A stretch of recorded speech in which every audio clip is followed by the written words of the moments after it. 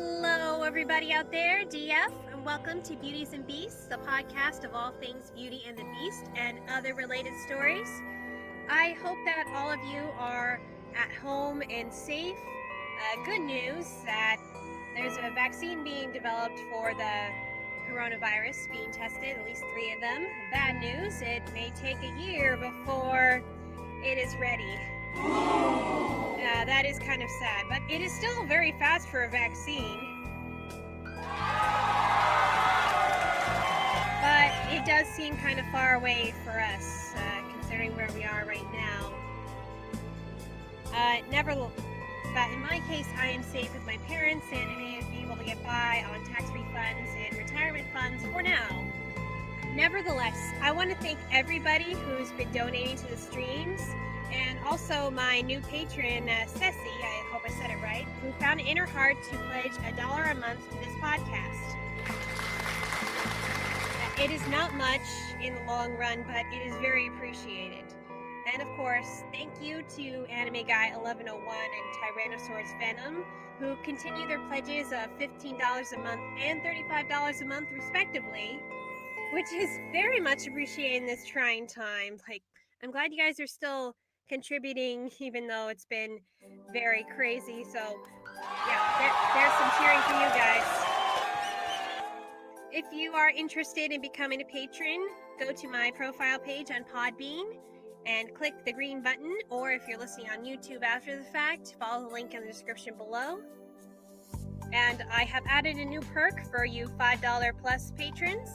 I have discontinued the Beastly Reads book reviews because I kind of ran out of ideas for books to review, and starting a new mini-series called Writing Beauties, giving writing advice for all you aspiring writers out there, because they seem to attract a lot of you.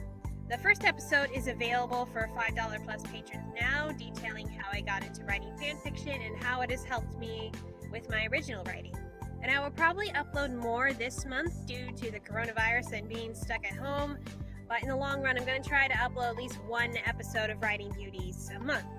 So by pledging at least $5 a month, you'll have access to lots of extra content to listen to, including excerpts of my original novel and my published short story, as well as some bonus episodes like my Frozen 2 review.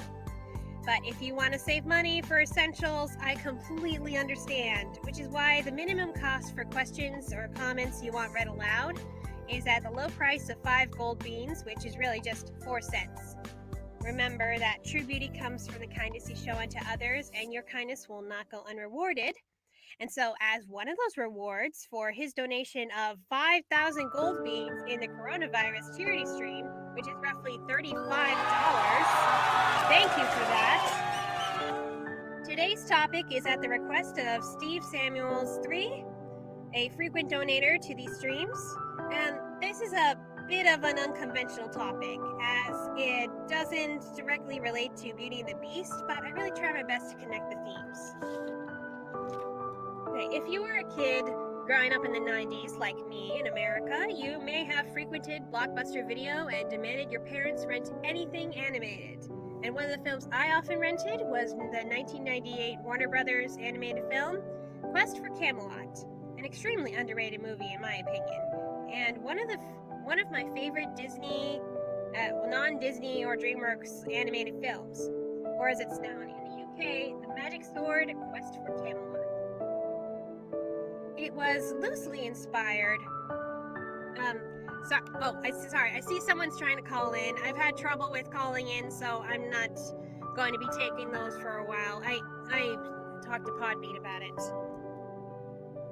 Okay, so Quest for Camelot was loosely inspired by Vera Chapman's 1976 novel, The King's Damsel, which is a much darker and complex tale. I have not read it, but from what I've seen on the description, the plot and characters are vastly different from the film, as Warner Brothers had wanted to piggyback off the Disney Renaissance, making a family-friendly musical comedy with a strong female heroine and animal sidekicks. Though really, after reading the plot summary of the book, it's just as well, because it's not exactly a G-rated story. Alright, so remember, the minimum cost of questions or comments you want read aloud is 5 gold beans, and please save questions that are not related to the topic for the end of the stream, as I'm not going to interrupt my discussion for stuff like what's your favorite color, you know? Another way you can contribute to this podcast is go to my Redbubble page and buy my merchandise. That's under the username DisneyFanatic23. That's DisneyFanatic23. And if you want more entertainment, check out my YouTube channel, DisneyFanatic2364. I recently made a lip sync collab with my friends to the Muppet Treasure Island song Cabin Fever. We thought it was very appropriate with the current time. Alright, so on to the topic at hand here. So, the story of Quest for Camelot takes place in the time of King Arthur, 10 years after the sword was removed from the stone and Camelot was built. Okay, BellaPinkSavage, a 5 gold bean donation. That was freaking awesome. I see you're referring to the Cabin Fever lip sync. Okay.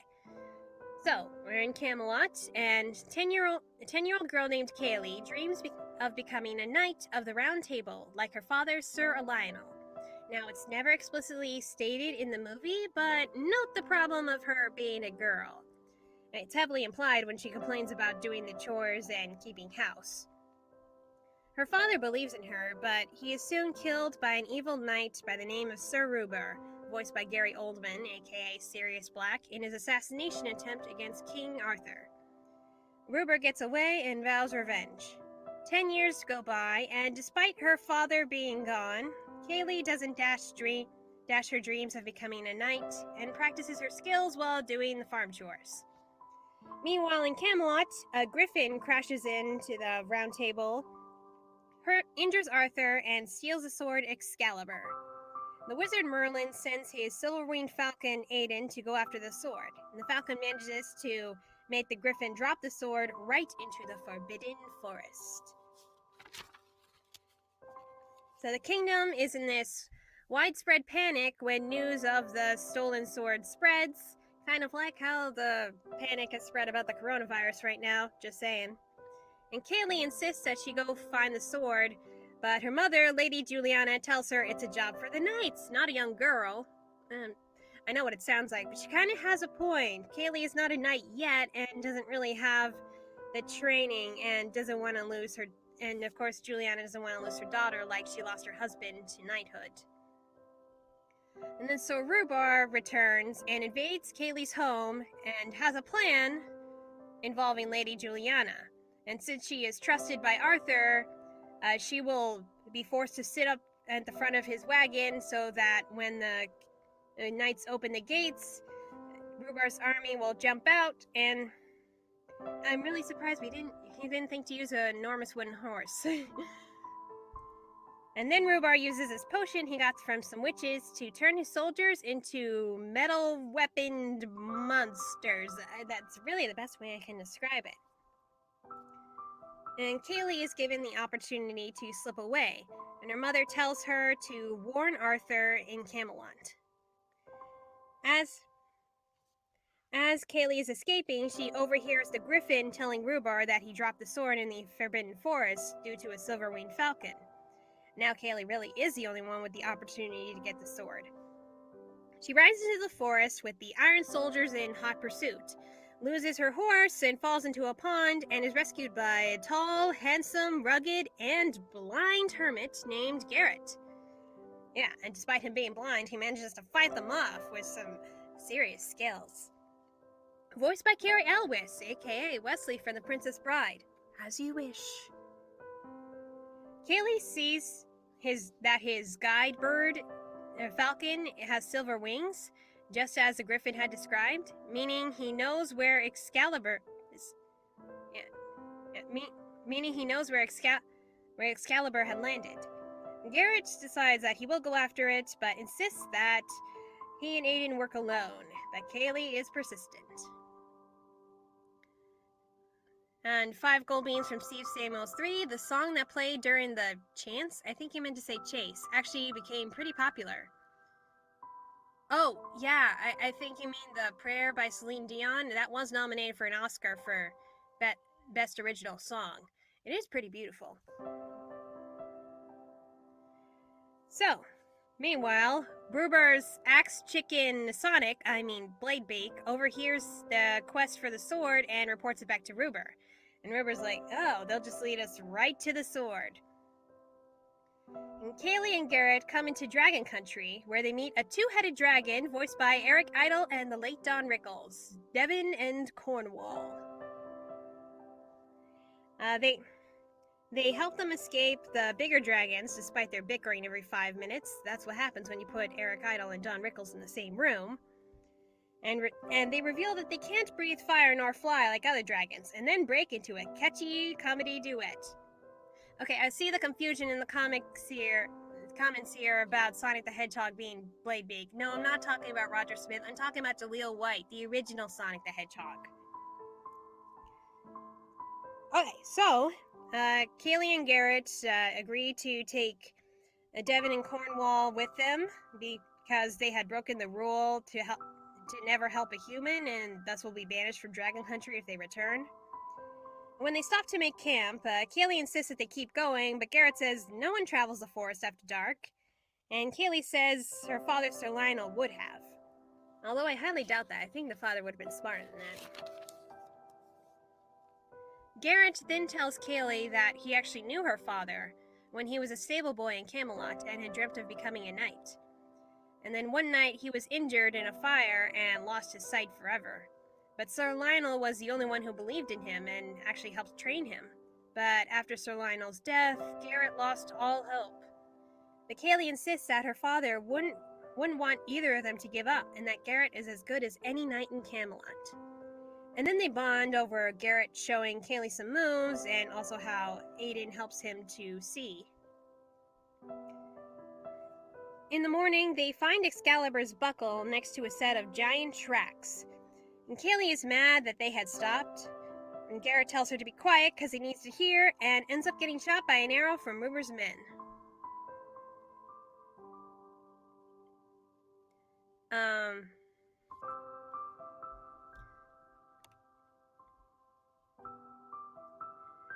I'm sorry, I just got a donation for 5 gold beans, but I don't really understand what I'm reading here.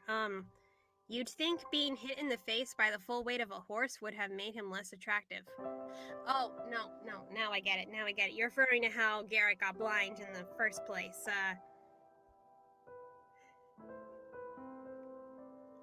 Okay, that comment makes me actually uncomfortable. Anyway, what was I saying? Where was I? So, Garrett is hurt by Ruber's men. They manage to get away, but of course, Garrett's hurt. And Kaylee gives him magic herbs and cries that this was all her fault and she should have been quiet and that she's been no help to anybody. But Garrett recovers and says that he is wrong. That she is wrong. Cue romantic duet.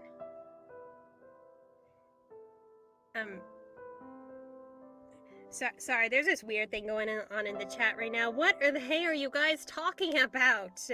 I didn't say you were gay. I just, like, what kind of comment was that? Like, being bashed in the face with a horse and made less attractive? That was more like, what? I didn't imply anything. I was saying that was kind of insensitive. Okay, so anyway, back away from that weirdness. The heroic crew then finds a sword with a giant ogre, and they get it from them while he is sleeping. And then when they reach the end of the Forbidden Forest with Camelot in sight, Garrett hands the sword off to Kaylee, insisting that he doesn't belong in that world, thinking that in Camelot, Kaylee will only see him like everyone else. Not a knight, not a man, not anything.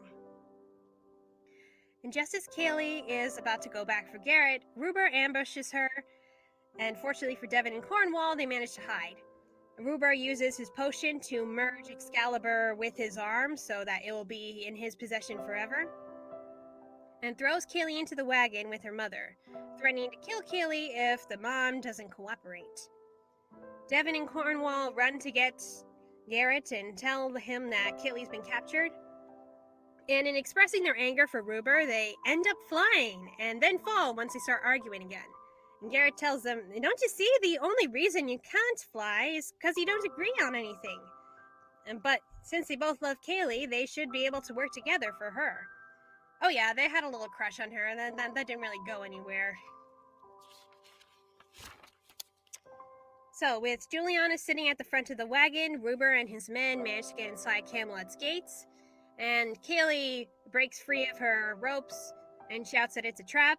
A big battle ensues. Ruber corners a king inside the room with the round table, and Garrett returns on Devon and Cornwall's back, and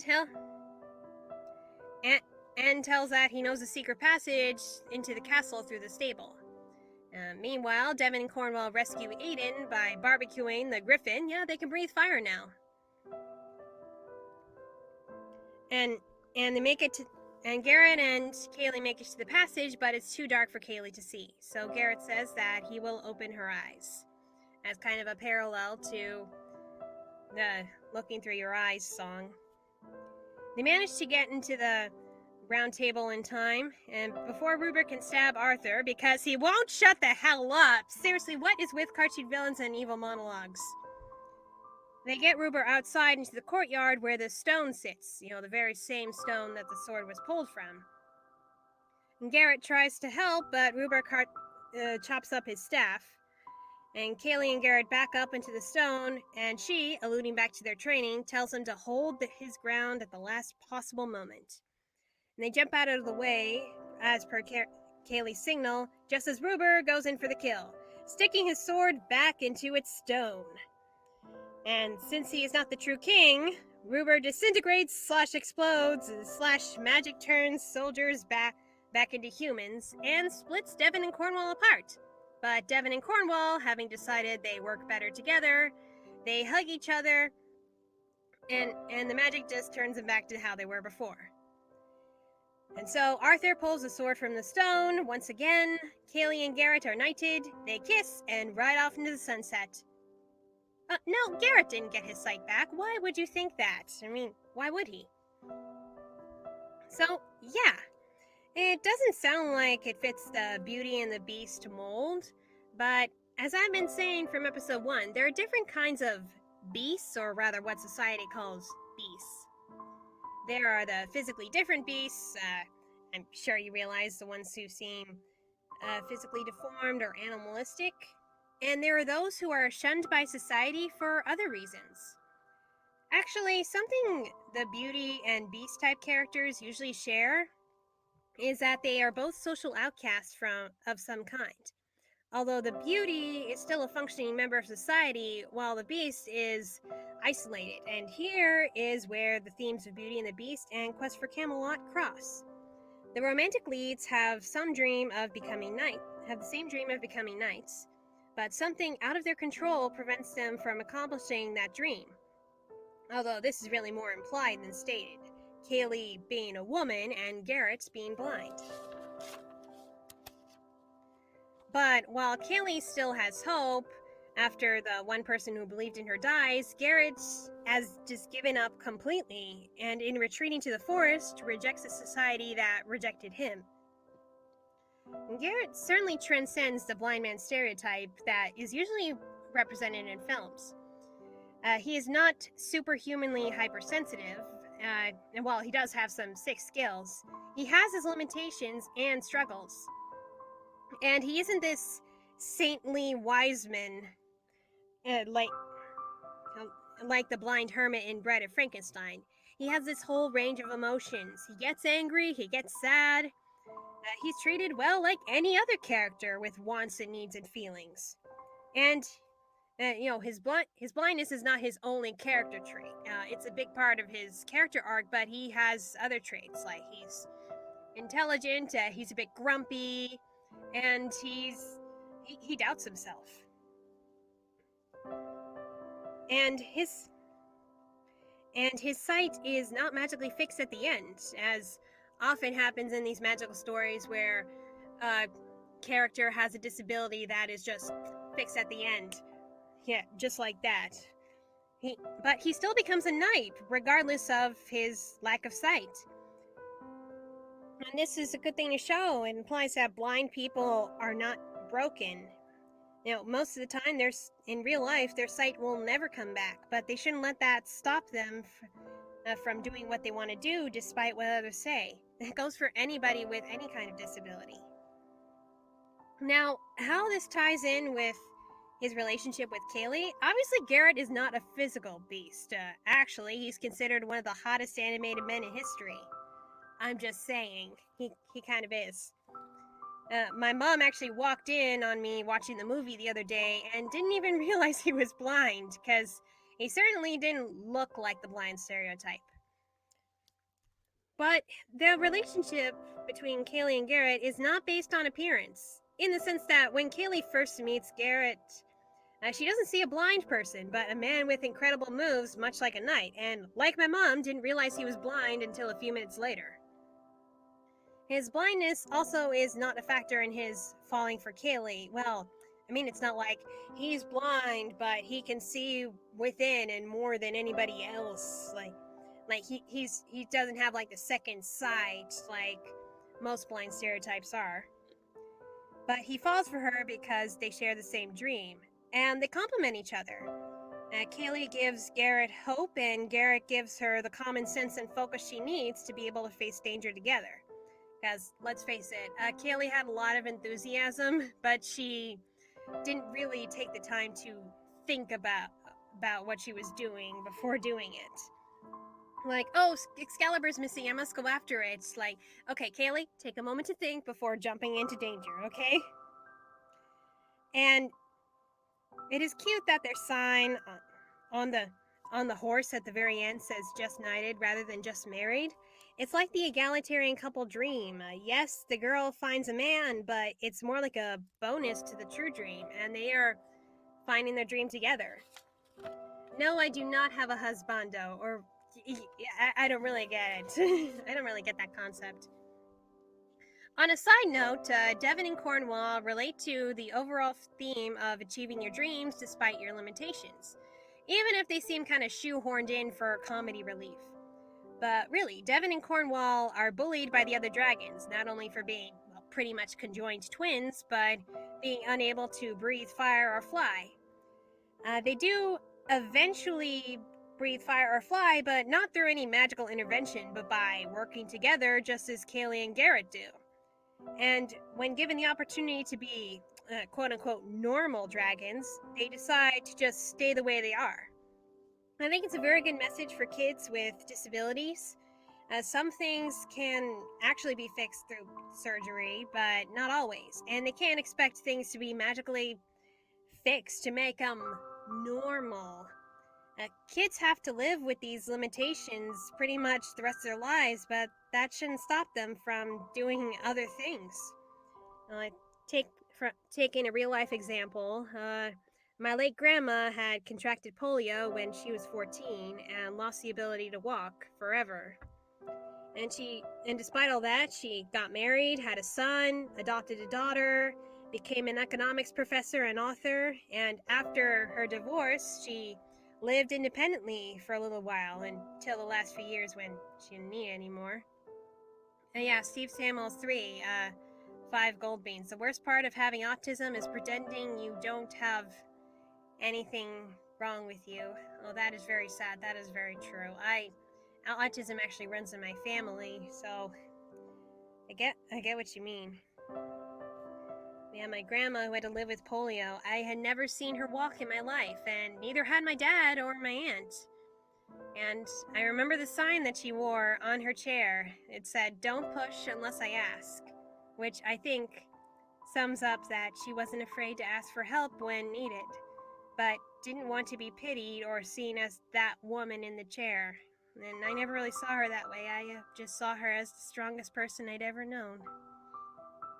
So yeah, that is how people with disabilities should be represented in media.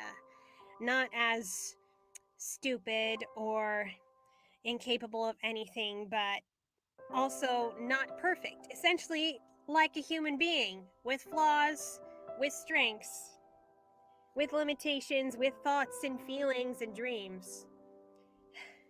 Man, I'm really curious what the book is about, and wondering if it's as deep as this movie. So, moral of the story, follow your dreams. Don't let other people define who you are. Everyone has their limitations, and you need to learn how to work through them and also focus on your strengths, because it's your strengths that matter. And if you want to kill someone, Ruber, kill them. Don't just stand there talking about it. Van Helsing reference. All right. So, any more questions and comments? And because times are tough, I'm gonna make. I'm just gonna accept any questions and comments right now, donations or not. Also, any suggestions on the next episode? Well, BellaPinkSavage, you've actually donated quite a bit from the previous streams. I was wondering if you had any suggestions for the next episode, for next Thursday at 8 p.m. Eastern Standard Time. Yeah, I've decided anyone who donates to these streams of at least $15 in the same month can pick a topic, just like the $15 a month patrons can pick a topic as well. So, that seemed pretty fair.